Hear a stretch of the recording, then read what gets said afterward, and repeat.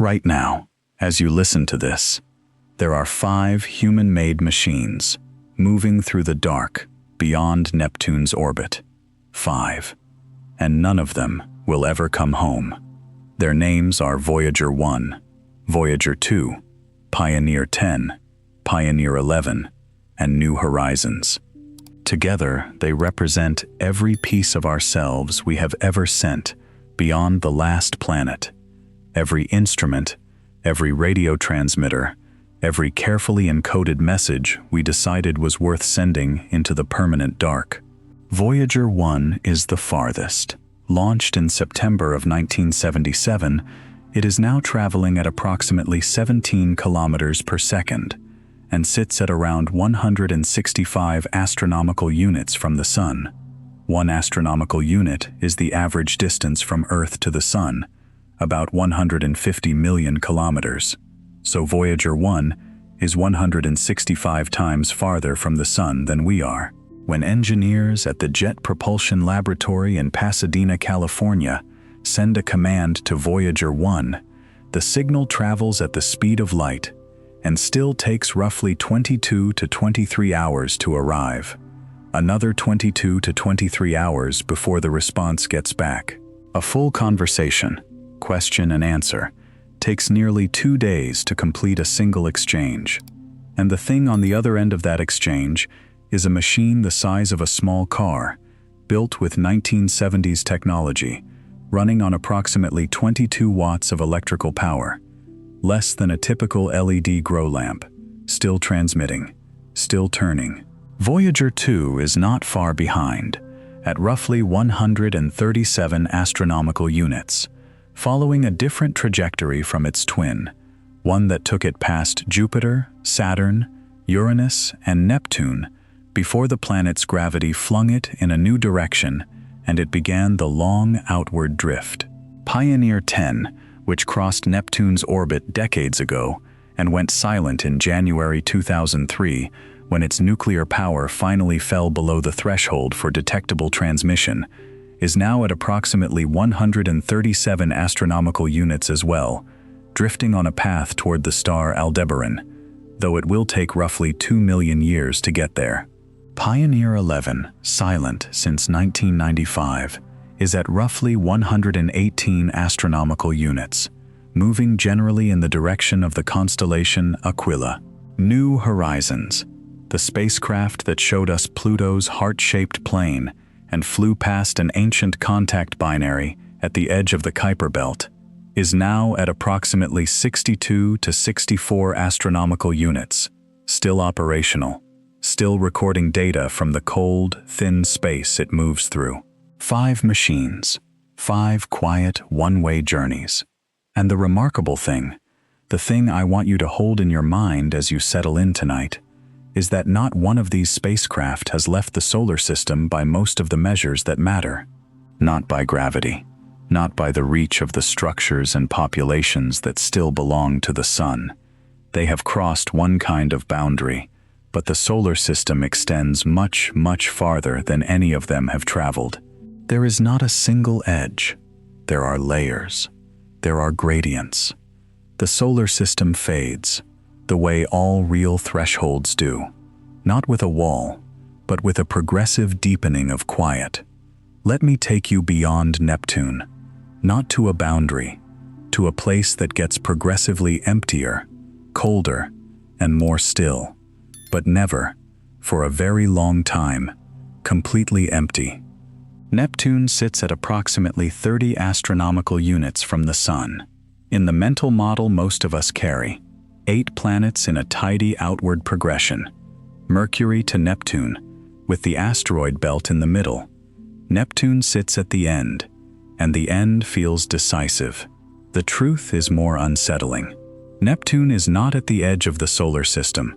It is at the edge of the inner solar system, the crowded, relatively warm, well-mapped region where the Sun's light still makes things feel like places rather than voids. Everything beyond Neptune is territory so cold, so vast, and so poorly mapped that 30 astronomical units begins to seem, in retrospect, like the comfortable part of the journey. Light from the sun takes approximately 4 hours and 10 minutes to reach Neptune. Hold that for a moment. 4 hours of travel at the fastest speed the universe permits, the speed of light. At Neptune's distance, the sun no longer appears as a disk. It is a point, a brilliant, bright star, still by far the most luminous object in the sky, but a point rather than a disk you could locate without optical aid. Sunlight at 30 astronomical units is roughly 900 times dimmer than sunlight on Earth. Technically, it would still be enough to read by if you were floating at that distance with a book and someone had solved the breathing problem. But the warmth you associate with standing in sunlight is gone entirely. Neptune's average surface temperature is approximately -218 degrees Celsius, and that is not primarily a function of sunlight. It is residual heat leaking slowly from Neptune's interior, left over from its formation 4.5 billion years ago. Neptune itself is a world of extraordinary, sustained violence. Its winds are the fastest recorded anywhere in the solar system, up to 2,100 kilometers per hour, and they blow in the direction opposite the planet's own rotation, a dynamic that atmospheric scientists still do not fully explain. Opposite to the planet's spin means opposite to the momentum of its formation. Something in Neptune's deep atmospheric dynamics is running against the expected grain, and we don't know why. Its atmosphere is a vivid, saturated blue, because methane in the upper atmosphere absorbs red wavelengths and reflects blue ones back.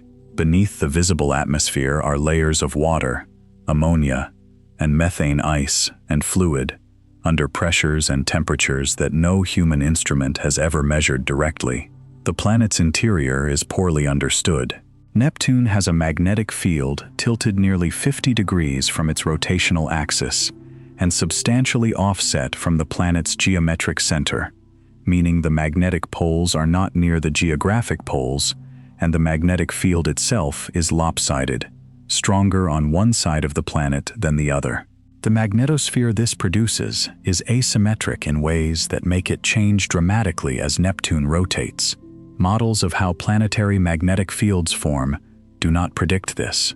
Neptune's magnetic field is one of the genuinely unexplained things in our solar system.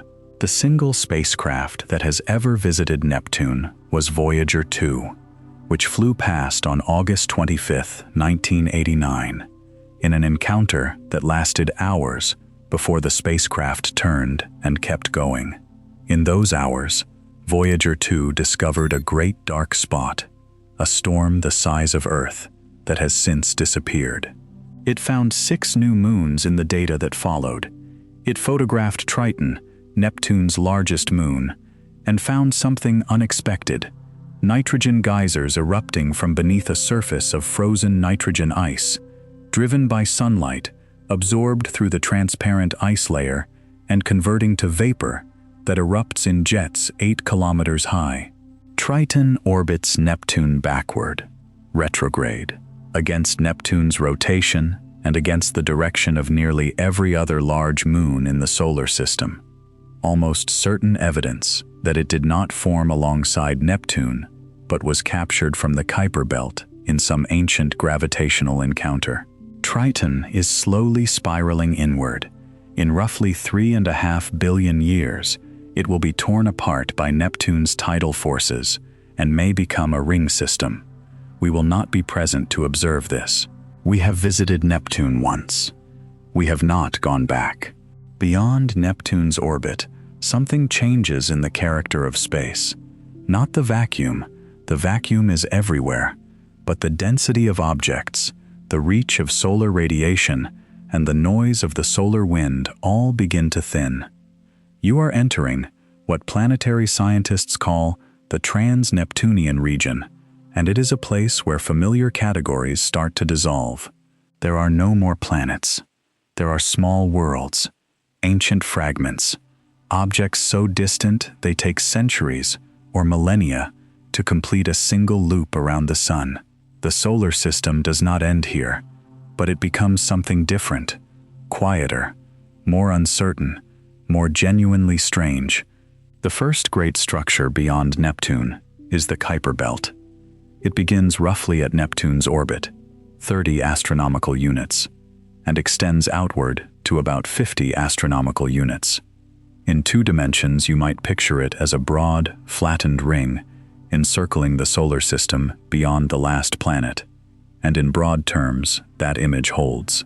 In 3 dimensions, it is a disk, somewhat thicker than the inner solar system's orbital plane, inclined slightly from the planet's common plane, and populated by objects ranging from kilometer-scale chunks of ice and rock to worlds several thousand kilometers across. But it is not dense, not in any sense that word ordinarily conveys. The distance between neighboring Kuiper Belt objects is enormous. If you were to fly through the Kuiper Belt at the speed of a passenger aircraft, looking out the window, you would see nothing close. No crowded ring, no asteroid field, just occasional distant specks separated by millions of kilometers of nothing that would look, to your eye, identical to any other stretch of empty space. Gerard Kuiper, a Dutch-American astronomer, proposed in 1951 that a remnant population of primordial material likely occupied the region beyond Neptune. Kenneth Edgeworth had made a similar argument a few years earlier, which is why the structure is sometimes called the Edgeworth-Kuiper Belt in European literature. The idea was theoretical until 1992, when David Jewitt and Jane Liu confirmed the first object beyond Pluto in this region, a small, reddish body designated 1992 QB1, now officially named Albion. After that discovery, the field accelerated. Surveys improved, telescopes grew more sensitive, and the population revealed itself in the data. We now know of tens of thousands of Kuiper Belt objects by direct observation. Current estimates suggest roughly 100,000 objects larger than 100 kilometers in diameter, and perhaps a trillion smaller ones. A broad population of remnant solar system material, frozen in place since the solar system was 4.5 billion years younger, preserved by the cold, in roughly the condition they were in when the planets were still forming. Pluto lives here, at an average distance of 39.5 astronomical units. So do Eris, Makemake, Haumea, and Quaoar, all large enough to be considered dwarf planets under the International Astronomical Union's current framework. When Mike Brown's team at Palomar Observatory discovered Eris in 2005, it appeared at first to be slightly larger than Pluto, and the IAU was finally compelled to formalize a definition it had avoided for decades. What, exactly, is a planet? The answer they codified in 2006, that a planet must orbit the Sun, have achieved roughly spherical shape through its own gravity, and have gravitationally cleared its orbital neighborhood of other comparable bodies, demoted Pluto to dwarf planet status alongside Eris and others. Pluto had not changed. Our understanding of the vast population of objects sharing its orbital neighborhood had changed, and so did the category we used to describe it. The reclassification was scientifically accurate. The public controversy it generated was, in its own way, illuminating. Evidence of how strongly people invest in objects they have never visited and know almost nothing about. Pluto remains what it has always been. Our category for it changed because we learned something. New Horizons visited it. On July 14, 2015, after 9.5 years of travel, the spacecraft flew within 12,500 kilometers of Pluto's surface. What it found rewrote every assumption about worlds in the outer solar system.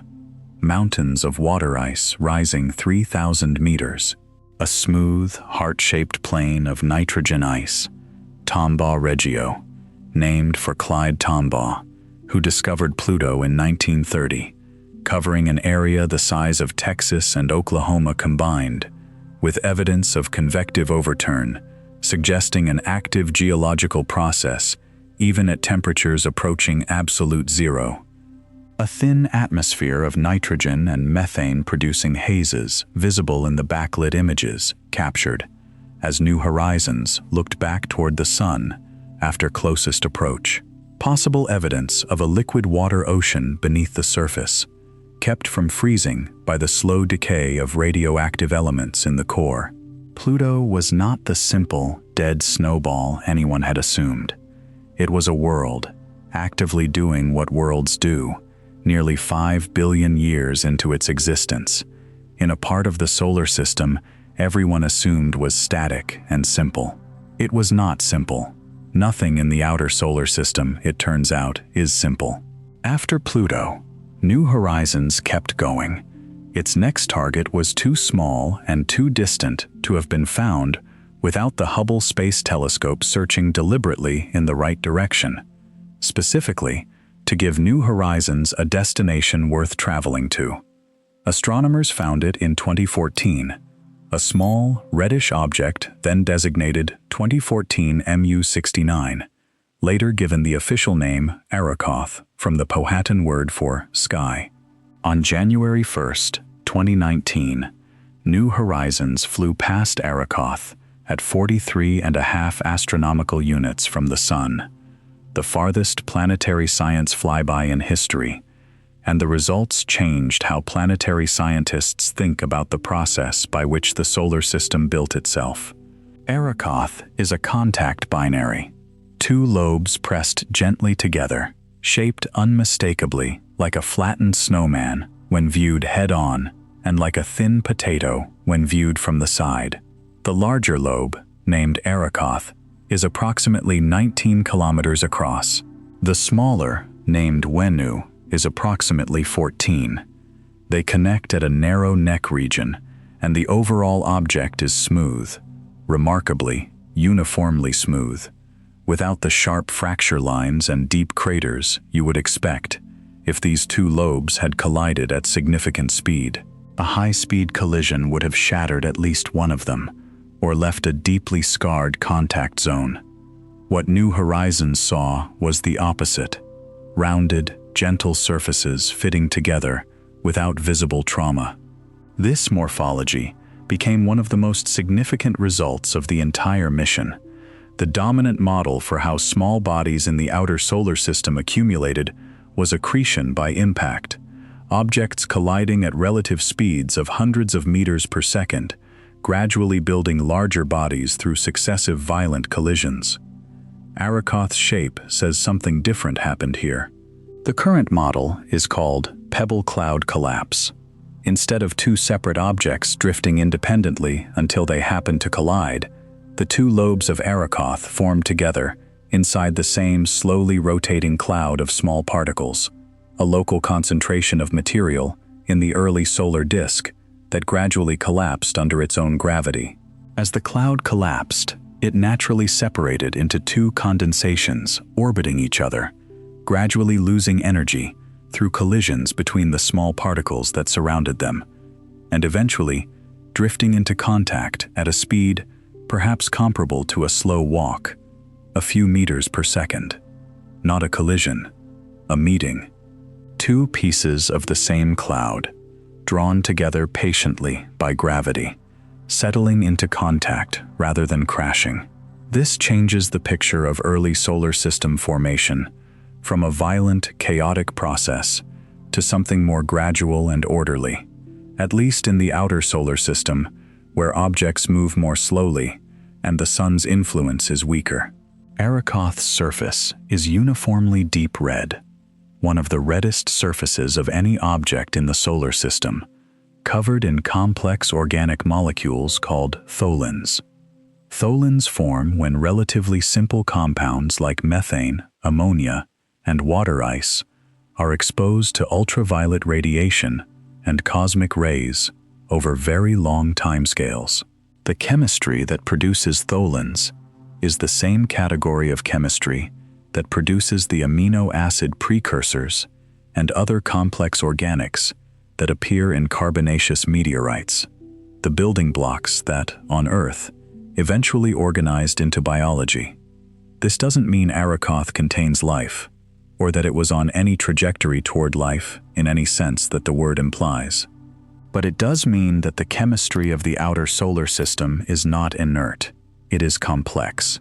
It is the kind of chemistry that, under different conditions, produces things that matter for the emergence of life. And Arrokoth has preserved it, essentially unchanged, for 4.5 billion years, frozen in place by the cold, far from the sun's radiation that would break it down, at temperatures so low that almost no chemical reactions have occurred since the solar system formed.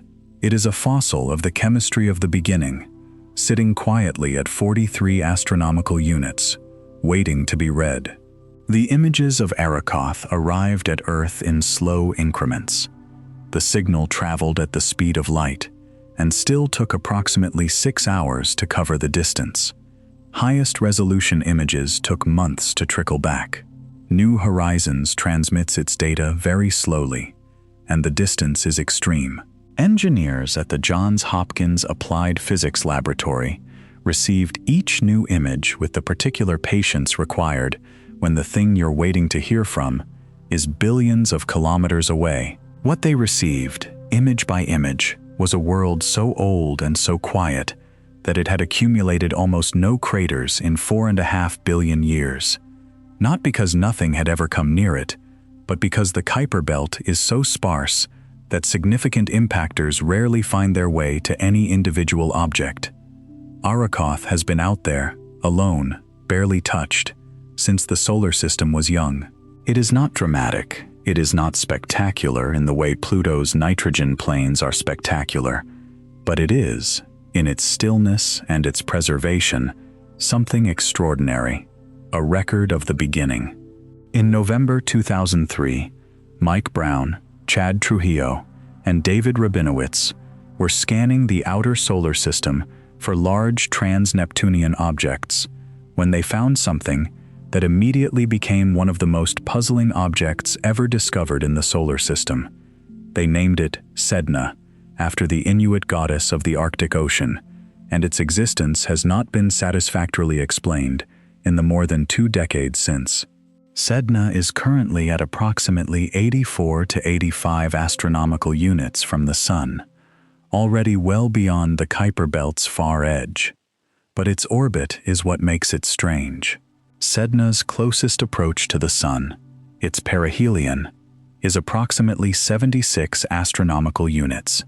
Its farthest point, its aphelion, is approximately 937 astronomical units. Its orbital period is roughly 11,400 years. Right now, Sedna is near the relatively close end of its arc. It will reach perihelion around the year 2076 and then begin the long outward journey, and will not return to this vicinity for another 11 millennia. To understand how long that is, when Sedna was last at this point in its orbit, the oldest civilization we know of, the precursors of Sumerian writing, had not yet emerged. Sedna's orbital clock runs on a scale that dwarfs all of recorded human history. The mystery is the perihelion. At 76 astronomical units, Sedna never gets close enough to Neptune for Neptune's gravity to have scattered it onto this orbit. Neptune's gravitational reach as a scattering force extends to roughly 50 to 60 astronomical units effectively. Beyond that, its influence becomes too weak to significantly alter the orbits of passing objects over the age of the solar system. Something else must have placed Sedna where it is. 3 serious candidates exist. The first is a passing star during the early solar system, when the Sun was still embedded in its birth cluster and other young stars were nearby. A close stellar encounter that could have gravitationally perturbed a population of outer solar system objects onto highly elliptical orbits with elevated perihelia. The second is a large, undiscovered planet somewhere in the far outer solar system whose gravity has been shepherding Sedna and similar objects into their anomalous configurations. The third is the galactic environment itself, though this is generally considered a weaker explanation for Sedna's specific orbital parameters. The passing star hypothesis carries a further implication some astronomers find genuinely striking. If a star from the Sun's birth cluster passed close enough to place Sedna on its current orbit, it is possible that the same encounter also transferred material, objects that formed in the protoplanetary disk of another star, born around a different sun, made from a different stellar neighborhood's chemistry, could have been captured by the Sun's gravity during that early encounter and incorporated into our outer solar system's population. Sedna, by this hypothesis, may not have originated here at all. It may be a world born around another star, now orbiting our Sun after being gravitationally exchanged during a close stellar passage 4 billion years ago. We are potentially carrying someone else's planet. This has not been disproven. When researchers examine the orbits of Sedna and its orbital cousin 2012 VP-113, another detached trans-Neptunian object discovered in 2012, with a perihelion of approximately 80 astronomical units, they see an outer solar system shaped by encounters we have not yet reconstructed, with a history written in orbital mechanics that will take decades more to fully read. A further discovery adds to the intrigue. More detached objects with anomalously high perihelia have been found since Sedna, a small but growing population of bodies in similar orbital configurations, clustered in ways that the known mechanisms of the solar system cannot easily explain. Each new discovery tightens the problem. The outer solar system is not behaving like a region that was simply left alone after planet formation. It has structure that requires explanation. Sedna, drifting slowly toward its 2076 perihelion over the next 50 years, will tell us nothing we cannot already infer from its orbit. But its existence insists on the question. To understand what lies beyond the Kuiper Belt, it helps to understand what the Sun does to the space around it. The Sun is constantly exhaling. The solar wind, a continuous stream of charged particles, mostly protons and electrons, flowing outward from the Sun's corona at speeds ranging from roughly 300 to 800 kilometers per second, fills an enormous bubble around our star and everything that orbits it. This bubble is the heliosphere. You live inside it. Every spacecraft ever launched lives inside it, except for the 2 Voyagers, which have crossed its boundary. The heliosphere is, in one meaningful sense, the Sun's physical presence in space, its atmosphere, stretched by the outward pressure of the solar wind into a vast region that separates our local solar environment from the interstellar medium beyond. The heliosphere is not a perfect sphere. The Sun moves through the local interstellar medium at roughly 23 to 26 kilometers per second relative to nearby stars, and this motion compresses the heliosphere on the forward-facing side, roughly toward the constellation Scorpius, and elongates it in the other direction into a long trailing structure, sometimes called the heliotail, extending several hundred astronomical units behind the Sun's direction of travel. The shape is further complicated by variations in the solar wind's strength over the 11-year solar cycle. When the Sun is near solar maximum, the wind is stronger and the heliosphere expands. Near solar minimum, it contracts. The IBEX spacecraft, the Interstellar Boundary Explorer, launched in 2008, specifically to map the heliosphere's boundaries, has produced detailed images of the heliosphere's structure, revealing it to be more irregular, more dynamic, and more complex than prior models had predicted. The outer heliosphere is not a clean, static sphere. It breathes, in a rhythm tied to the Sun's own 11-year cycle of activity. The solar wind does not flow forever. As it expands outward and thins with distance, it eventually hits a critical threshold, a region roughly 75 to 90 astronomical units from the Sun, where the outward pressure of the solar wind drops below the pressure of the interstellar medium pushing inward, and the solar wind abruptly decelerates from supersonic to subsonic speeds. This transition region is called the termination shock. Voyager 1 crossed it in December 2004 at approximately 94 astronomical units.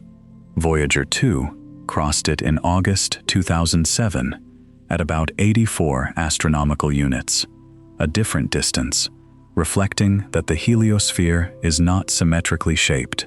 The termination shock is not a uniform sphere. It shifts and flexes as the solar wind's output varies, and as the density and pressure of the surrounding interstellar medium fluctuate. Beyond the termination shock lies the heliosheath, the turbulent region between the slowed solar wind and the heliopause, where the decelerated solar wind piles up against the interstellar medium and the two environments mix and interact. Both Voyagers spent years traversing the heliosheath, and the data they returned was, in several respects, not what models had predicted. Magnetic field orientations were more structured than expected. Particle distributions were different. The heliosheath was a zone of surprises, which is another way of saying it was a zone of learning. At the outer boundary of the heliosheath is the heliopause, the actual interface between the solar wind environment and the interstellar medium. Beyond the heliopause, the sun's wind stops entirely. The interstellar medium begins. The sun's breath ends. The heliopause crossing happened quietly. No visual event, no sudden shift in anything a human passenger, had there been one, would have perceived. What changed was the data streaming back from Voyager 1's instruments. On August 25, 2012, at a distance of approximately 121 astronomical units from the Sun, Voyager 1 recorded a sharp and sustained drop in the count rate of solar energetic particles, the charged particles characteristic of the solar wind, and a corresponding increase in the count rate of galactic cosmic rays, which are high-energy particles originating from beyond the solar system. The magnetic field's orientation shifted. The ambient plasma environment changed measurably. The transition was not instantaneous. It occurred over a period of days, but it was unmistakable when researchers assembled the complete picture. After months of careful analysis, the science team announced in September 2013 that Voyager 1 had crossed the heliopause and entered interstellar space. It was the first human-made object ever confirmed to have done so. Voyager 2 made the same crossing on November 5, 2018, at approximately 119 astronomical units, slightly closer to the Sun than Voyager 1's crossing, confirming that the heliopause is not a symmetric sphere. The two crossings were at different positions on the heliosphere's outer surface, and they revealed different local conditions. Voyager 2 added something Voyager 1 could not contribute: plasma science data. Voyager 1's plasma science instrument stopped functioning in 1980. Voyager 2's is still working. The plasma measurements from Voyager 2's crossing showed that the interstellar medium immediately outside the heliopause is denser than most models had predicted, and that the heliopause itself is remarkably thin, a sharp contact surface rather than a broad, blurry transition. The boundary between the Sun's domain and the interstellar medium is, in the measure of Voyager 2's instruments, almost a wall, not a gradient. Two environments, meeting at a narrow interface, neither yielding much ground to the other. The signal confirming Voyager 1's crossing took approximately 17 hours to travel from the spacecraft to Earth at the speed of light. That data was transmitted at a rate of about 160 bits per second. To put this in scale, a standard music file streamed today transfers data at roughly 1,000,000 times that rate. The first human-made object ever to enter interstellar space communicated the news at the speed of a mechanical telegraph, powered by the nuclear decay of a small quantity of plutonium, 47 years after its launch. And it still had something to say. The scientists who built Voyager 1 did not know, when they built it, whether it would still be functioning when it crossed. They aimed it in the right direction, they built it as well as they could, and they waited. More than 4 decades later, it was there. It crossed. It sent the data home. There is something in that persistence, in the patience of the machine and the patience of the people who kept listening, that has nothing to do with space science and everything to do with what it means to commit to something larger than what you will personally see completed. You don't need to hold all of that precisely. Let the numbers soften at the edges. A machine the size of a small car, launched nearly 50 years ago, crossed into interstellar space while transmitting at the pace of a telegraph. The signal it sent took 17 hours to reach the people who were waiting. And they had been waiting for decades, turning off instruments one by one to conserve power, listening for data from something that had been traveling since before most of them were born. When it arrived, the confirmation, the data, they celebrated. Something small and slow and ancient had reached a place no human-made thing had ever reached. Let your breath slow, in through the nose, out through the mouth. The heliosphere is still out there, the sun's breath, still exhaling, that enormous invisible bubble filling the space around everything you have ever known. You are inside it, in the warm inner region, lying down, letting your weight settle into the surface beneath you. The solar wind is blowing past you right now, invisibly, as it has every moment of your life. You cannot feel it. It is not the kind of wind that touches you, but it is there, constant, patient, extending 120 astronomical units in every direction before it finally fades. Let yourself drift. The distances are very large. Nothing out there is urgent. The outer solar system has been waiting 4 billion years for instruments sensitive enough to study it. It will wait a little longer. You can rest. Beyond the heliopause, Voyager 1 is moving through the interstellar medium. This is not emptiness. The interstellar medium is a physical environment with its own particle density, magnetic field structure, temperature, and history. It is extraordinarily sparse, perhaps 100 times less dense than the heliosheath just inside the heliopause. But it is not nothing. It is the general material that fills the space between stars in the Milky Way, the background through which the solar system has been moving for billions of years. As of 2026, Voyager 1 generates approximately 22 watts of electrical power, enough to run one modest light bulb, down from the roughly 400 watts of thermal power its radioisotope thermoelectric generators produced at launch, most of which was always waste heat, with only a fraction convertible to electricity. The electrical output has declined steadily as the plutonium-238 fuel decays, and will continue to decline by several watts per year. Engineers have systematically turned off instruments and heaters over the decades, trying to preserve the most essential science capabilities for as long as possible.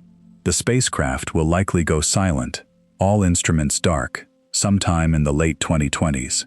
After that, it will continue traveling, unchanged in direction, barely slowed by the sun's gravity at this extreme distance.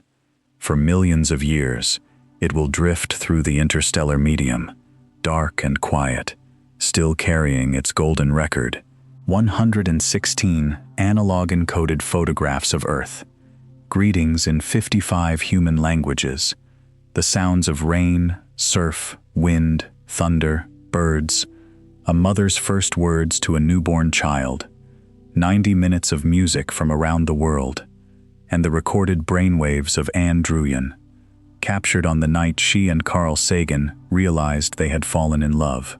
In approximately 40,000 years, Voyager 1 will pass within about 1.5 light-years of a red dwarf star called Gliese 445, which will, by then, have moved closer to our solar system than Alpha Centauri is today.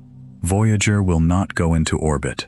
It will drift past, silent and dark, and keep going.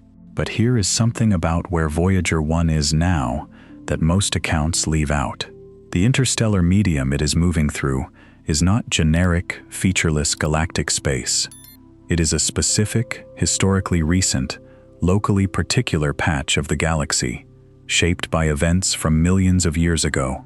The solar system sits inside a structure called the local bubble, a roughly spherical region of hot, extremely low-density plasma, approximately 1,000 light-years across, carved out of the surrounding interstellar medium by a series of supernova explosions over the past 10 to 15 million years.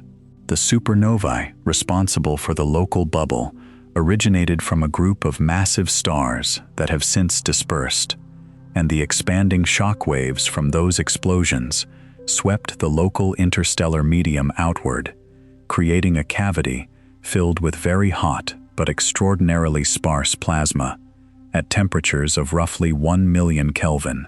1 million Kelvin sounds like it would incinerate anything in it, but temperature at these particle densities is misleading. The local bubble's plasma contains perhaps 1,000 times fewer particles per cubic centimeter than ordinary interstellar gas. If you were inside the local bubble, you would feel nothing, because almost nothing would be colliding with you. The thermal energy of the particles is high. The total thermal energy per unit volume is negligible. Inside the local bubble, the solar system is currently moving through a denser, cooler region called the local interstellar cloud, the local fluff, approximately 30 light-years across, at a temperature of roughly 7,000 Kelvin and a particle density of about 1 particle per 5 cubic centimeters. Far denser than the surrounding local bubble, though extraordinarily thin by any earthly standard. The solar system has been embedded in the local fluff for roughly 45,000 to 150,000 years, and will likely exit it within the next few thousand to tens of thousands of years, entering the hotter, thinner plasma of the surrounding local bubble. When that transition happens, the heliosphere will expand. The boundaries between our local solar environment and the interstellar medium will shift. The details of how this will affect the solar system's deep outer regions, the Oort Cloud, the heliopause, are still being modeled. This is the context Voyager 1 is currently measuring. Not abstract interstellar space, but a specific, recently supernovae-shaped, locally particular patch of the galaxy. The data it returns, slowly, at 160 bits per second, through 22 hours of light travel time, is a description of a specific place, at a specific moment in galactic history. No other instrument will make this measurement again. The Kuiper Belt ends at roughly 50 astronomical units, but the population of outer solar system objects does not. Beyond it lies what planetary scientists call the scattered disk, a diffuse, irregular distribution of bodies extending from about 50 astronomical units to perhaps 1,000 or more, on orbits that range from merely eccentric to wildly elongated. Unlike the Kuiper Belt, which is a relatively flat structure, broadly aligned with the plane of the planets, scattered disk objects have high orbital eccentricities and large inclinations. They can be found at steep angles relative to the planetary plane, looping from near Neptune's orbit to hundreds of astronomical units away and back, on timescales of hundreds to tens of thousands of years. The scattered disk is largely Neptune's legacy. Early in the solar system's history, as Neptune migrated outward from a closer initial position, its gravitational influence scattered large numbers of outer solar system objects into these wild, elongated configurations. Eris, the dwarf planet whose discovery catalyzed Pluto's reclassification, is on a scattered disk orbit. Its current distance is approximately 96 astronomical units. At its farthest from the Sun, it reaches roughly 97 astronomical units. At its closest, about 38. Its orbital period is approximately 559 years. Eris has a single moon, Dysnomia, and one of the most reflective surfaces in the solar system, nearly as bright as freshly fallen snow, likely because its thin atmosphere of nitrogen or methane condenses onto the surface as frost during the long, cold portion of its orbit far from the Sun, depositing a fresh layer of ice with each distant period. Beyond the scattered disk proper, the categories begin to blur. Detached objects, sometimes called extended scattered disk objects, have orbits with perihelia so far from the Sun that Neptune's gravity cannot have scattered them to their current positions. Sedna is the most prominent. A second 2012 VP-113 was discovered by Scott Shepard and Chad Trujillo in 2012 with a perihelion of approximately 80 astronomical units and an aphelion exceeding 400. More have been found since. These objects cluster in ways that the known solar system cannot easily explain, and that clustering is what drives the ongoing search for a large, distant, undiscovered planet. The scattered disk, in other words, is not simply a remote suburb of known objects. It is a region whose orbital architecture is itself a clue, and researchers are still working out what the clue points to. In January 2016, Konstantin Batygin and Mike Brown at the California Institute of Technology published a paper proposing that the clustering of orbits among a group of extreme trans-Neptunian objects was statistically unlikely to be coincidental. They had analyzed 6 objects with very similar orbital geometries, their orbits aligned in roughly the same direction in space and tilted in the same direction relative to the planetary plane. The probability of this configuration arising by chance, they calculated, was approximately 1 in 10,000. Something was causing it. The mechanism that fit the data best, not the only explanation, but the most economical one, was a large, undiscovered planet somewhere in the far outer solar system, whose gravitational influence was herding these smaller bodies into alignment, the way a planet's gravity shepherds smaller objects into orbital resonances. They called it Planet 9. Based on the orbital architecture they were trying to reproduce, they estimated that Planet 9 would have a mass of roughly 5 to 10 times Earth's mass, placing it in the category of a super-Earth or small ice giant, and an orbit with a semi-major axis of perhaps 400 to 800 astronomical units, and a period of roughly 10,000 to 20,000 years. If it exists at those distances right now, it would be so faint, reflecting so little of the Sun's already diminished light at such extreme distance, that no survey conducted before 2016 had covered the relevant sky area deeply enough to find it. It could have been sitting in the outer solar system for the entire history of the solar system, shaping the architecture of the outer solar system's smallest objects, and we simply would not have known. The hypothesis has been debated actively and productively since its publication. More extreme trans-Neptunian objects with orbits consistent with Planet 9's predicted gravitational influence have been discovered in the years since 2016, and the statistical case has grown. But critics, including a team from Queen's University Belfast and a group from the University of Pennsylvania, have argued that observational bias accounts for much or all of the apparent clustering. We do not survey the entire sky uniformly. We survey some regions more intensively, and objects in better surveyed regions are more likely to be found. If the clustering of extreme TNO orbits is partly an artifact of where we've looked, rather than a physical alignment caused by a planet, the statistical significance of the pattern drops considerably. Batygin and Brown have updated their estimates and incorporated bias corrections in subsequent papers, and have maintained that the signal survives careful analysis. The debate remains genuinely unresolved as of 2026, with serious, competent researchers on both sides. If Planet 9 exists and is found, the implications extend well beyond simply adding a planet to the census. a planet of 5 to 10 Earth masses at 4 to 800 astronomical units, would be the most significant planetary discovery in nearly 2 centuries. The first new planet found in the solar system since Neptune in 1846, and like Neptune, predicted by inference from the behavior of smaller bodies before it was directly observed. Neptune was predicted by the French mathematician Urbain Le Verrier from perturbations in Uranus's orbit, then found by Johann Galle at the Berlin Observatory within an hour of receiving Le Verrier's predicted coordinates. The parallel is precise and historically resonant.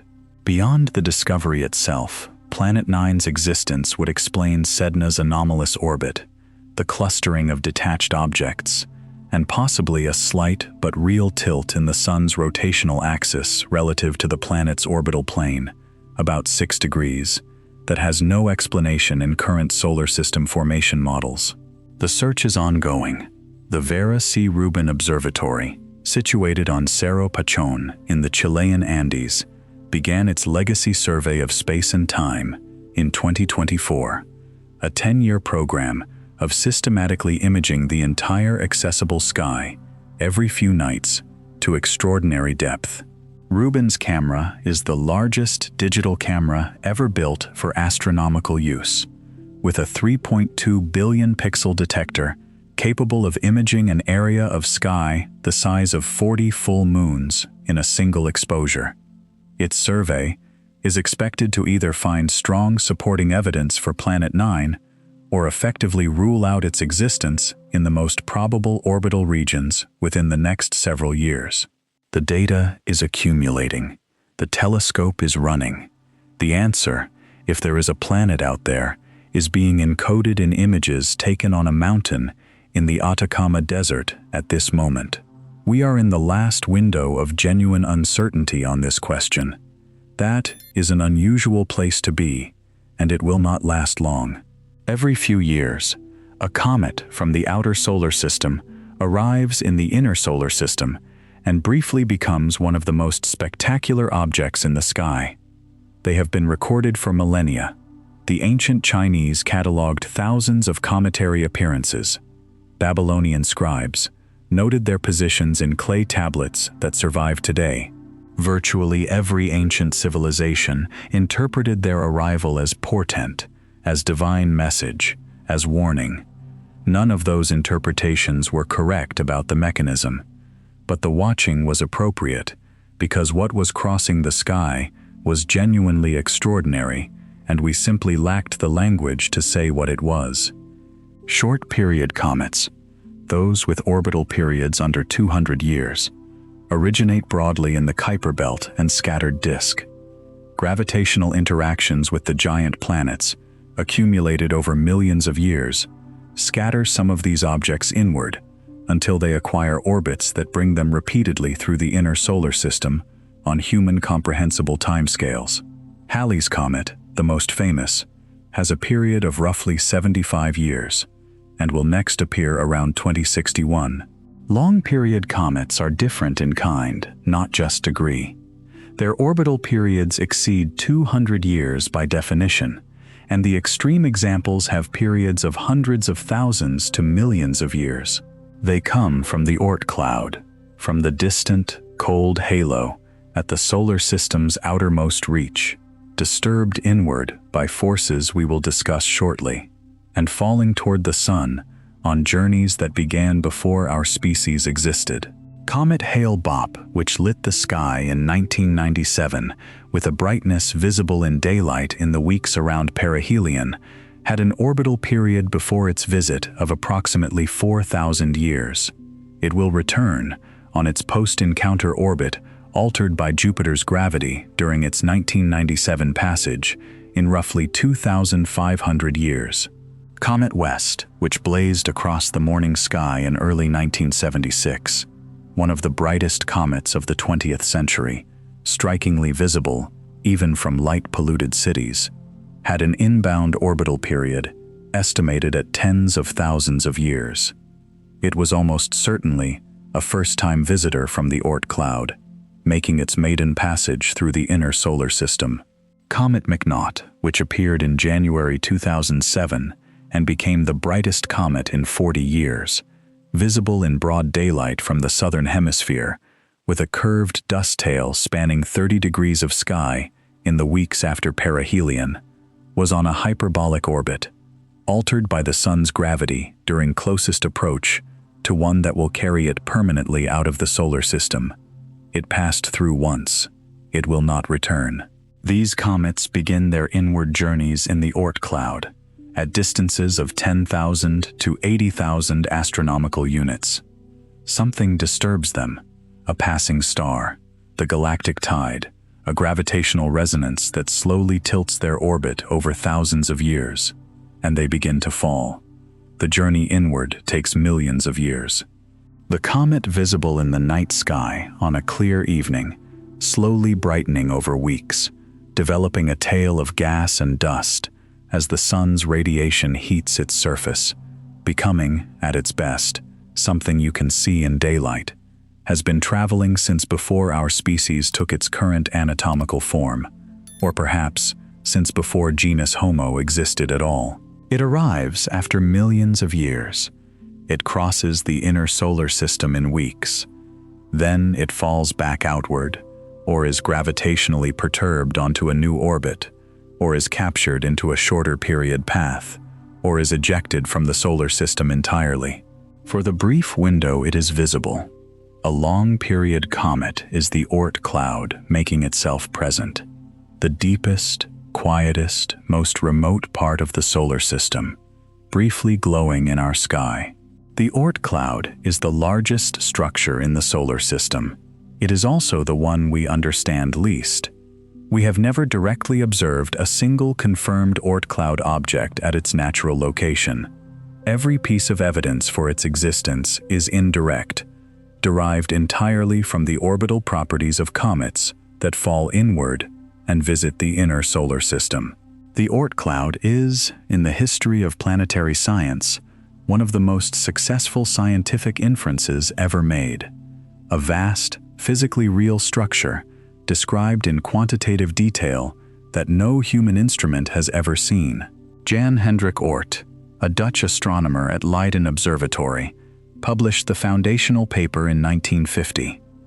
Ernst Öpik had proposed something similar in 1932, but Oort worked out the quantitative case carefully and in detail. His method was careful analysis.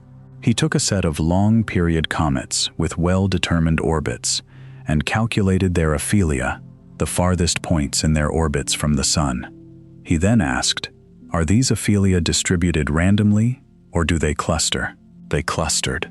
A disproportionate number of long-period comets had aphelia at roughly 40,000 to 50,000 astronomical units, a concentration far too pronounced to be coincidental. This concentration was a fingerprint. Something was there, at that distance, supplying these objects. A reservoir. A cloud.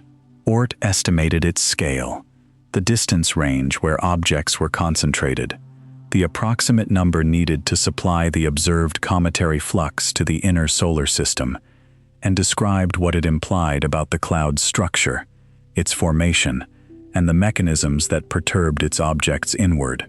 The paper was 60 pages. It contained no direct observation of anything beyond the orbit of Saturn. It was based entirely on reasoning from the tracks comets left through the inner solar system, working backward to infer where they must have come from. It was right. The Oort Cloud is thought to have two main components. The inner Oort Cloud, sometimes called the Hills Cloud, after astronomer Jack Hills, who proposed it in 1981, extends from roughly 2,000 to 5,000 astronomical units. It is denser than the outer cloud and more disk-like in shape, influenced by the same dynamics that flattened the early solar system. The outer Oort Cloud extends from roughly 5,000 astronomical units to 80,000 or 100,000, some estimates going as high as 200,000. At 100,000 astronomical units, you are approximately 1.5 light-years from the Sun. The outer Oort Cloud reaches more than 1/3 of the way to the nearest stellar system. The total number of objects in the Oort Cloud is genuinely unknown. Estimates range from 100 billion to 2 trillion, a range that spans a factor of 20, which illustrates how poorly constrained this number is. The total mass is equally uncertain, perhaps 1 to 5 Earth masses, possibly higher. What can be said with more confidence is the composition: water ice, carbon dioxide, carbon monoxide, methane, ammonia, and complex organic compounds built up over 4.5 billion years of slow chemistry in temperatures approaching absolute zero. These are the preserved remnants of the early solar disk, material that existed when the solar system was forming, was ejected by the giant planet's gravitational influence before it could be incorporated into any world, and drifted outward to the cold halo where it has stayed, largely unchanged since. The Oort Cloud is a 4.5 billion year archive of the solar system's beginning, frozen, still, waiting in the dark for the galactic tide or a passing star to send one of its objects on the long fall inward, where it will briefly become a comet in someone's sky before returning to the dark or leaving forever. There is a useful way to feel the scale of the outer solar system in the body rather than just in the mind, because minds can accept large numbers without registering what they mean. Neptune is 30 astronomical units from the Sun. The inner Oort Cloud begins at 2,000 astronomical units. The outer Oort Cloud extends to perhaps 100,000. To travel from Neptune's orbit to the inner edge of the Oort Cloud at Voyager 1's speed, 17 kilometers per second, would take approximately 2,000 years. To reach the outer edge would take approximately 30,000 years. Voyager 1 has been traveling for 49 years and has covered 165 astronomical units. At its current rate, it will not reach the inner Oort Cloud for another 3 centuries, and it will be silent long before then. Its power exhausted, its instruments dark, still moving but no longer speaking. This is not a failure of the engineering or of our ambition. 17 kilometers per second is extraordinarily fast by any human standard, fast enough to cross the continental United States in under 4 minutes. The outer solar system is simply large in a way that defeats all ordinary scale. At the scale of a model in which the Earth-Sun distance is 1 meter, Neptune would be 30 meters away. The inner Oort Cloud would be 2 kilometers away. The outer Oort Cloud would be 100 kilometers away, roughly the distance from one major city to the next. And on that scale, the objects we know about within the outer Oort Cloud would be separated from each other by tens of kilometers of empty space. The model, at this scale, would be essentially nothing, a vast sphere of almost perfect nothing, with rare, tiny objects separated by enormous voids. What does it actually look like to be inside the Oort Cloud? This is a question we cannot answer from observation. No instrument has ever been there, but we can reason about it with some precision. From the inner Oort Cloud, at 2,000 astronomical units, the Sun appears as a star of approximately magnitude -8 on the astronomical scale. Still the undisputed brightest object in the sky, roughly 30 to 40 times brighter than Venus at its best, as seen from Earth, but clearly a point of light rather than a warming disk. Its light takes about 11 days to reach you. Its warmth does not reach you in any meaningful sense. Temperatures on any object at 2,000 astronomical units are within a degree or two of absolute zero, the theoretical minimum temperature, -273.15 degrees Celsius. The objects in the Oort Cloud at these temperatures are inert. Almost no chemistry occurs. Almost nothing happens. They move in their long, slow, nearly circular orbits so vast that one revolution takes millions of years, and they wait in a stillness so complete that it has no analog anywhere in human experience.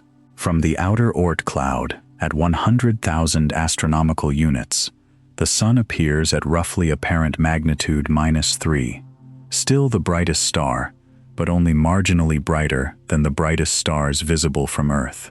It provides no warmth. Its light takes approximately 1.5 years to reach you. And around you, in every direction, is the cold dark of what is effectively interstellar space, populated by the rare icy bodies of the cloud's outer reaches, each separated from its neighbors by tens of millions of kilometers of nothing that would look, to your eye, identical to the space between stars. This is the solar system at its quietest. Objects on long, slow orbits, barely moving by human measure, undisturbed, patient, not empty, not nothing, but still, in a way, the inner solar system, with its collisions and tidal heating and orbital resonances and geological activity, never approaches. The Oort Cloud does not exist in isolation. It exists inside the Milky Way galaxy, and the galaxy exerts gravitational forces on everything within it, including the trillions of icy bodies in the outermost reaches of the solar system. This is the galactic tide, the differential gravitational pull of the galactic disk's mass, the galactic center, and the distributed material of the galaxy, acting across the enormous volume of the Oort Cloud on timescales of millions of years. It is subtle, it is slow, but over the timescales on which the Oort Cloud operates, it is one of the dominant forces shaping the solar system's outermost architecture. The galactic tide acts primarily in the direction perpendicular to the galactic plane. The solar system bobs gently up and down through the galactic disk as it orbits the galactic center. A full up and down oscillation takes roughly 60 to 70 million years, and during this motion, the differential gravity of the galactic disk pulls on Oort Cloud objects from above and below. Over millions of years, this gentle tidal force gradually rotates the orbital planes of Oort Cloud bodies. This rotation can bring an object's perihelion, its closest approach to the Sun, progressively lower, moving it from a distant circular orbit toward the inner solar system. When the perihelion closes inside roughly a few hundred astronomical units, the giant planets can then gravitationally scatter the object further inward, eventually sending it on the long fall toward the Sun that makes it a comet. The galactic tide is therefore one of the primary mechanisms by which long-period comets are delivered to the inner solar system. The comets that appeared in ancient skies, recorded on clay tablets, interpreted as omens, painted on cave walls in some cultures, feared and marveled at in every civilization that has ever kept records, arrived in part because the Milky Way's gravity reached across tens of thousands of astronomical units and gently nudged an icy body into a path that brought it here. There is a direct causal chain. The tidal field of a galaxy containing hundreds of billions of stars, acting over millions of years, slowly rotating the orbit of a comet nucleus at 40,000 astronomical units, sending it on a journey lasting millions of years that ends in a brief, brilliant crossing of the inner solar system, visible from Earth to the naked eye of someone who had no concept of galaxies or Oort clouds or tidal forces, and who simply looked up and saw something extraordinary in the night sky. The galaxy is not abstract or remote. It is touching the solar system constantly, through the Oort cloud, in effects that arrive in our sky as comets. Passing stars contribute as well. Stars in the Milky Way are not stationary. They move, and occasionally one passes close enough to the Oort cloud to significantly disturb it gravitationally. The most recent confirmed close stellar passage occurred approximately 70,000 years ago. A binary system called Schultz's star, a red dwarf paired with a brown dwarf companion, passed through the outer Oort cloud at a distance of roughly 52,000 to 82,000 astronomical units from the Sun. This encounter, reconstructed in 2015 by Eric Mamajek and colleagues from careful analysis of stellar trajectories, would have substantially disturbed the Oort Cloud objects in its path, sending a population of them onto new trajectories. Some of those displaced objects may have begun long inward journeys at that moment, journeys that will take hundreds of thousands of years or longer to complete. We may have already observed Schultz's star-displaced comets crossing our sky without knowing it. We may see more of them in the tens of thousands of years to come. The encounter happened when our ancestors, anatomically modern humans, were a relatively young species, making their first migrations out of Africa. The gravitational message from that encounter is still propagating through the solar system, in the form of displaced Oort Cloud objects slowly falling inward. Rest here. You've come a long way tonight. Past Neptune, through the Kuiper Belt, through the heliopause where the solar wind finally fades, into the local fluff, the particular patch of interstellar medium the solar system is moving through right now, inside the local bubble, carved by ancient supernovae, through the scattered disk and the mystery of Sedna, to the edge of the Oort Cloud, where the galaxy's own gravity stirs the ancient ice in slow, patient rotations measured in millions of years. You don't need to hold all of it. Let the distances go soft. Let the names rest. Feel the weight of the blanket, the pillow, the surface beneath you. Feel your breath slowing on its own. There is no urgency in the outer solar system. Sedna moves, but slowly. The Oort Cloud objects trace their arcs, but each arc takes millions of years to complete. The galactic tide stirs the cloud, but it stirs it over timescales that dwarf all of human history many times over. Nothing out there is hurrying. Nothing out there is tense. The outer solar system has been patient for 4 billion years. It will be patient for 4 billion more. You can be quiet now. Feel the room settle around you. Feel your body settle into it. The solar system is very large, and it is very old, and most of it is very still. You are in the warm center of it, close to the sun, held by gravity, resting. The Oort Cloud is at the edge. You are at the center. Between you and the edge is a distance that can only be measured in geological time, in galactic time, in the patient rhythm of things that move so slowly we will never feel them move. Let that patience belong to you, just for tonight. Let yourself sink into the stillness of it. In October 2017, Robert Warwick, a postdoctoral researcher processing images from the Pan-STARRS telescope on Haleakala in Hawaii, noticed an object moving through the solar system on a trajectory the sun's gravity could not explain. Its speed was too high to be gravitationally bound to the sun. Its path was hyperbolic, a curve that leads in and then back out, rather than an ellipse that closes into orbit. This object had come from somewhere outside the solar system and was passing through, not staying. It was the first confirmed interstellar object ever detected in the solar system, 1I/2017 U1, named Oumuamua, from a Hawaiian word meaning approximately first distant messenger, or scout. By the time it was found, Oumuamua had already passed its closest approach to the sun. It was departing. Astronomers worldwide scrambled to observe it before it faded beyond reach. The observing window was perhaps 3 weeks of useful data, and what they measured was strange in several respects. The object's brightness varied by a factor of 10 as it rotated, far more than any solar system asteroid or comet nucleus, implying a shape extremely unusual for a natural object, either highly elongated, perhaps 10 times as long as it was wide, like a cigar or a flattened shard, or possibly disc-shaped, like a pancake pressed thin. Its surface was reddish, consistent with processed organic material exposed to cosmic radiation over long periods.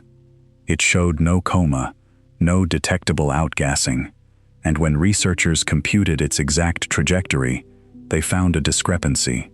Oumuamua was accelerating away from the Sun slightly faster than gravity and radiation pressure alone could account for. Something was providing an additional push. The most natural explanation for a solar system object would be cometary outgassing, volatile material sublimating from a heated surface and providing a small thrust. But outgassing produces a detectable coma. There was none. The acceleration has not been definitively explained. Proposals have ranged from hydrogen ice outgassing, spectrally invisible, theoretically possible, physically debated, to a fragment of nitrogen ice from an exo-Pluto's surface to, in a paper by Harvard astronomer Avi Loeb, an artificial light sail. The scientific community has not embraced the artificial hypothesis, finding it the least parsimonious of the available options. But it remains accurate that Oumuamua's acceleration is unexplained, and it is equally accurate that it departed before we could gather enough data to resolve the question. It passed through the solar system once. It will not return. Comet Borisov was discovered on August 30th, 2019 by Gennady Borisov, an amateur astronomer in Crimea. Designated 2I-Borisov, it was found well before perihelion, before its closest approach to the Sun, giving astronomers months of observation. Unlike Oumuamua, Borisov was unambiguously a comet. It had a coma, a visible dust tail, active outgassing, and a spectrum showing it was rich in carbon monoxide, broadly similar to solar system comets of its type. Its composition was, in the language of geochemistry, ordinary. Ordinary in the sense that it matched what you would predict from a comet formed around a star similar to the Sun, from a protoplanetary disk with similar chemistry. The most extraordinary visitor of 2019 was, in its composition, unremarkable, which is itself remarkable. It implies that the processes producing comets around other stars produce objects chemically similar to our own. The universe's comet-making recipe is, at least in some respects, consistent. Both Oumuamua and Borisov imply something significant about the broader solar system and the galaxy it moves through. Material ejected during planet formation around other stars passes through our solar system at measurable rates. If the detection rate from these two objects is extrapolated across the entire sky and all detection thresholds, the implied flux of interstellar objects through the inner solar system is substantial, several per year of detectable size, and far more that are too small or too dim to find with current instruments. The solar system is not a closed container. The Oort Cloud itself may contain captured interstellar material, objects that formed around other stars and were gravitationally retained during a stellar flyby in the early solar system. We have no way, with current instruments, of identifying such objects. They would orbit the Sun just as our own Oort Cloud objects do, indistinguishable from the rest. But the solar system's population may be, in part, a mixture, mostly our own, but scattered with the remnants of other stellar systems that came close enough, long enough ago, for exchange to occur. The heliopause marks where the solar wind stops. The Oort Cloud marks the farthest region where objects orbit the Sun. But there is a related concept that defines the absolute limit of the Sun's gravitational dominance. The point at which the Sun's pull on an orbiting body is precisely balanced by the tidal gravitational effect of the Milky Way galaxy. This is called the Hill sphere, or the sphere of gravitational influence, and for the Sun, it extends to approximately 230,000 astronomical units, roughly 3.6 light-years from the Sun. Hold this number alongside the nearest neighbors. Proxima Centauri, the closest star to the Sun, is approximately 4.24 light-years away. Alpha Centauri A and B, the two Sun-like stars in the same triple system, are 4.37 light-years away. Our Sun's gravitational sphere of influence extends to 3.6 light-years, more than 80% of the distance to the nearest star system. By the measure of gravitational dominance, the solar system is almost as large as the gap between us and our closest stellar neighbors. It is at least theoretically possible that the outermost fringes of the Sun's Hill sphere and the equivalent structure around Alpha Centauri come within gravitational proximity of each other, perhaps even overlap.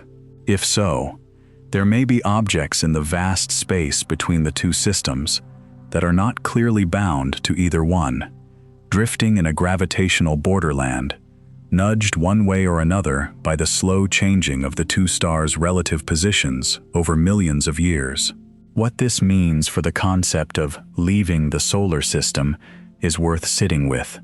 Voyager 1 has crossed the heliopause. In the common shorthand, the one used in NASA press releases and news coverage, it has left the solar system.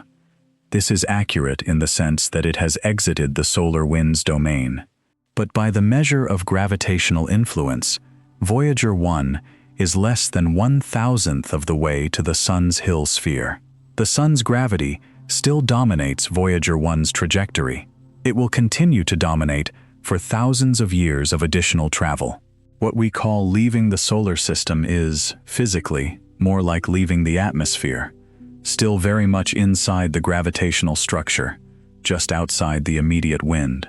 Voyager 1 is, by this measure, still very much home. It is simply very far from the center of home. Both things are true, and holding both at once gives a more accurate picture of what the solar system actually is.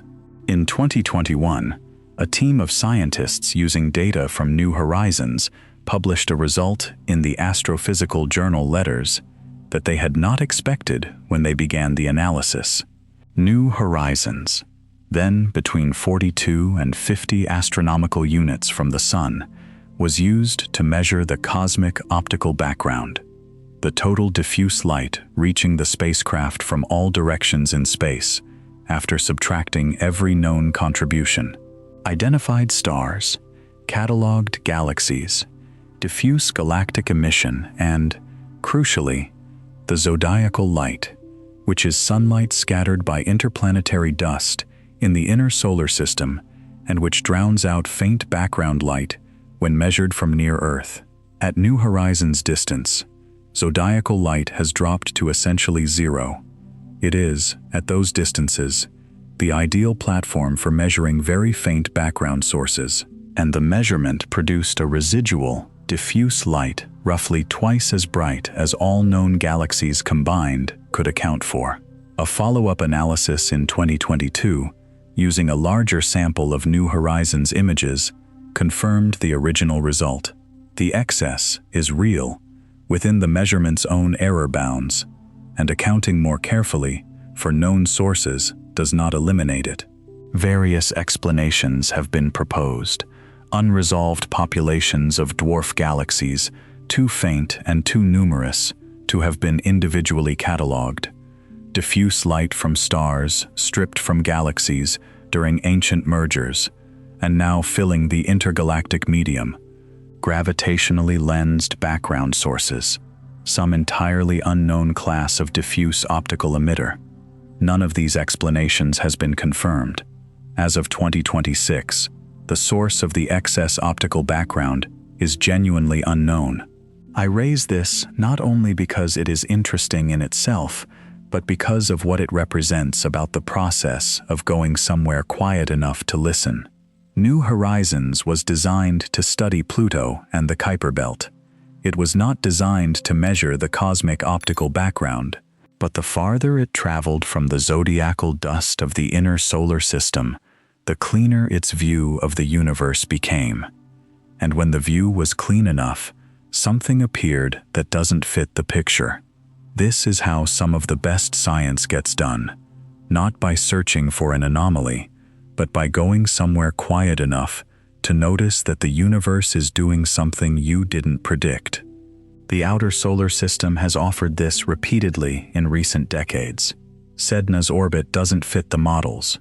The clustering of extreme trans-Neptunian orbits doesn't arise easily from known mechanisms. The cosmic optical background contains more light than known sources emit. Each of these is not a failure of understanding. Each is the precise shape of what remains to be understood. There is a perspective that sometimes comes from spending sustained time with the outer solar system, and I want to try to put it into words before we let the night have the rest of it. It is not a dramatic realization. It is more like a quiet readjustment of the picture you carry. The solar system most of us hold in our minds is a relatively compact collection of 8 planets and their moons, with the asteroid belt in the middle and Neptune as a distant boundary. It fits in a textbook diagram. Everything is visible at once. The distances are compressed into something the eye can span. That model is useful. It captures real relationships and real dynamics, but it leaves out nearly everything that makes the solar system what it actually is. The solar system is a three-dimensional structure extending 3.6 light-years in every direction from the Sun, a gravitational sphere of influence nearly as large as the gap between us and our nearest stellar neighbor. It contains, at minimum, hundreds of billions of objects beyond Neptune, the vast majority of them never observed.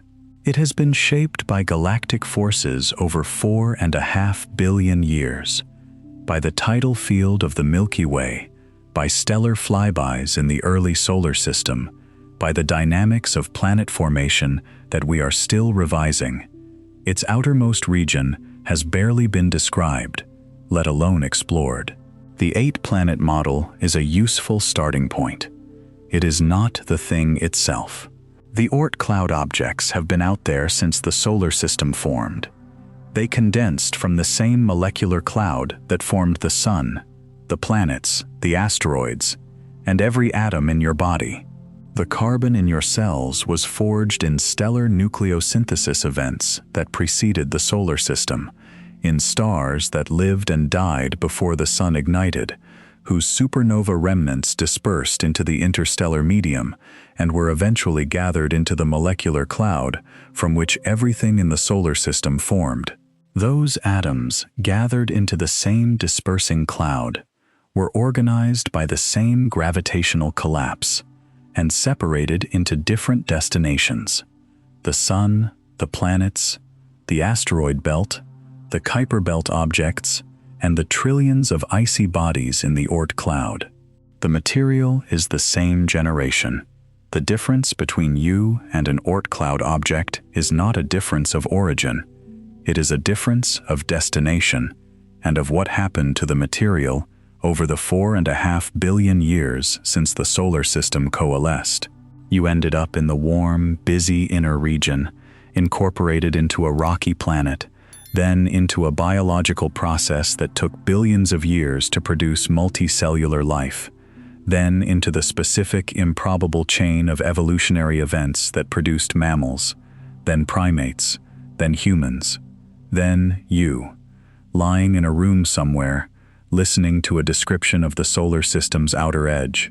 An Oort Cloud object ended up in the cold halo, moving slowly on a million-year arc, preserving the chemistry of the beginning in frozen suspension, undisturbed. Both stories started from the same dispersal of atoms, in the same molecular cloud, organized by the same gravitational collapse. The distance between you and the farthest reaches of the solar system is real. It is vast. It is genuinely immeasurable in human terms. But it is a distance within a single, coherent, connected structure that has a common origin and a shared history. You are not looking up at the solar system from outside. You are part of it, made of it, shaped by the same events that shaped everything out to the Oort Cloud's edge. This is, I think, what spending time with the outer solar system offers, that the inner solar system does not, quite. The inner solar system is spectacular. It has the Sun, the planets, the geological diversity, the whole drama of planetary history. but its strangeness is easy to overlook because we are embedded in it. The outer solar system refuses to be domesticated. Sedna's orbit requires explanation. Arrokoth's gentle formation revises planet formation theory. The Oort Cloud we have never seen but know is there. The galactic tide stirring ice at the edge of our home. Interstellar visitors with properties we don't fully understand. These things resist the feeling that we have it figured out. They keep the picture open, incomplete, genuinely unresolved. There is something restful in that, in its own way, in knowing that the solar system is much larger, much stranger, and much more interesting than the model we carry, and that the model is a beginning rather than a conclusion. Somewhere beyond Neptune, 5 machines are still moving through the dark. Voyager 1 is at approximately 165 astronomical units, in the interstellar medium, in the local patch of the galaxy carved by supernovae long before our species existed. It transmits on 22 watts of electrical power, the output of a dim nightlight, declining each year toward the silence that will come in the late 2020s. After that, it will keep traveling, unchanged in direction, barely decelerated by the sun's gravity at this extreme distance. It carries the golden record, and the brainwaves of a woman who fell in love, and the sounds of rain and surf and birds, from a planet it is now 165 astronomical units from, and will never see again. In 40,000 years, it will pass near Gliese 445. In millions of years, it will drift deeper into the Milky Way, silent, dark, and intact. A message from a species that once sent it outward on purpose. Voyager 2 trails it, carrying what Voyager 1's plasma instrument could not: active measurements of the plasma environment in the interstellar medium just outside the heliopause, data that has already revised our understanding of what the sun's boundary looks like from the outside. New Horizons is in the Kuiper Belt, somewhere around 62 to 64 astronomical units, still measuring the diffuse light of the universe from a vantage point clean of the zodiacal dust that obscures it from Earth. The pioneers drift silently, dark for decades, still moving. Beyond them, the Kuiper Belt extends from 30 to 50 astronomical units, populated by Pluto and Eris and Arrokoth, and 100,000 other objects most of us will never know by name, all of them preserving, in their cold surfaces and unaltered chemistry, the conditions of the early solar system. Then the scattered disk, where Sedna traces its 11,000-year arc toward a perihelion it will reach around 2076, before the long journey back to nearly 1,000 astronomical units. Then the heliosphere's outer boundary, where the sun's wind stops and the galaxy begins. The local fluff, the local bubble, the particular slice of galactic history the solar system is moving through right now.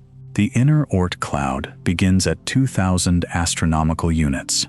The outer Oort Cloud extends to perhaps 100,000. Inside it, somewhere between 100 billion and 2 trillion icy objects move on orbits so long they have completed only a handful of circuits since the solar system formed. Each of them is made of the same material as the sun, the planets, and you. Each of them has been sitting in the cold, in the dark, since before the Earth had a moon. Occasionally, the Milky Way's gravity reaches in and tilts an orbit, and one of them begins to fall. The fall takes millions of years. It ends, briefly, in a bright line across the sky, a comet in the night, above someone who may or may not understand what they are seeing. Then it falls back outward, or is scattered onto a new path, or departs forever. The galactic tide is still moving through the Oort Cloud tonight. The effects of Schultz's star's passage, 70,000 years ago, are still propagating. If Planet 9 exists, It has been quietly shaping the outer solar system's architecture for billions of years, and the Vera Rubin Observatory is currently imaging the sky that might reveal it. The answers are accumulating. The telescope is running. We are in the last window of genuine uncertainty on a question that would, if resolved, rewrite the solar system's story. And you are here, in the warm inner region, the bright, busy, heated center of all of that, close to the sun, held by gravity, far from the cold halo, far from the dark, lying down in a small, warm room. The Oort Cloud is at the edge. The galaxy is beyond the edge. You are at the center, made of the same material as everything out to the solar system's farthest reach, part of the same structure, beginning from the same origin. The solar system does not end at Neptune. It fades. It grows quieter through the Kuiper Belt, quieter through the scattered disk, quieter through the heliosheath and the heliopause, quieter in the vast cold of the Oort Cloud, quieter still at the hill sphere's edge where the sun's gravity finally yields to the galaxy. The quiet grows very deep out there, very still, very patient. But here, in this room, you have your own version of that quiet, the same capacity for stillness, the same willingness to let things be very far away, and very old and very slow, and to rest. Let the outer solar system hold its patience out there in the dark. You have permission to let it go, now, and drift. The distances are very large. Nothing is urgent. The Oort Cloud has been waiting for 4 billion years. It can wait until morning. Good night.